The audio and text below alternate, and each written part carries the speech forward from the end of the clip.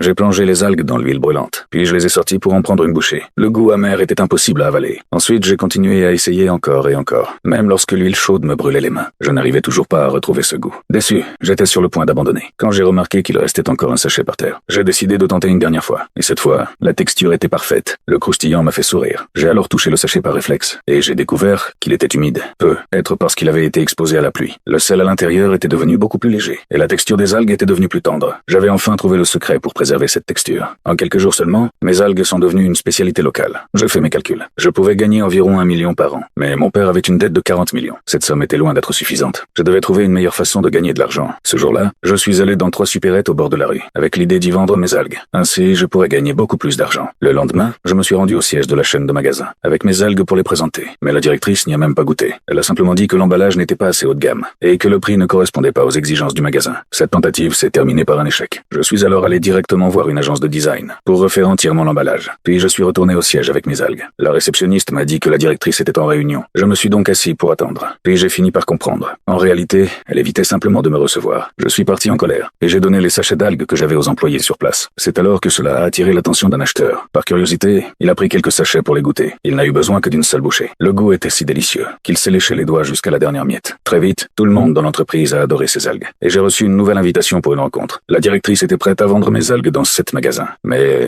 à une condition. Mon usine devait respecter les normes sanitaires. Cela m'a mis dans une situation difficile, parce que je n'avais tout simplement pas d'usine. J'ai donc vendu ma voiture et loué une usine en dehors de la ville. Je l'ai rénovée à toute vitesse. Puis j'ai commencé à recruter des ouvriers. Mais lors de l'inspection, la directrice a trouvé de nombreux problèmes. La peinture sur les murs n'était même pas encore sèche. L'atelier ne disposait d'aucun éclairage. Et les ouvriers ne portaient pas de gants. Elle m'a donné 3 jours pour tout corriger. J'ai suivi chacune de ses recommandations et travaillé jour et nuit pour résoudre chaque problème. Enfin, le rapport d'inspection est arrivé. Je me tenais sous la lumière du soleil, les mains tremblantes en l'ouvrant. Il était écrit noir sur blanc. Inspection validée. 2 semaines plus tard, j'ai officiellement signé un contrat avec la chaîne de supérettes. À cet instant, j'ai éclaté en larmes de joie. 2 ans plus tard, j'avais remboursé toutes les dettes de mon père. Et mon entreprise d'algues avait atteint un tout nouveau sommet.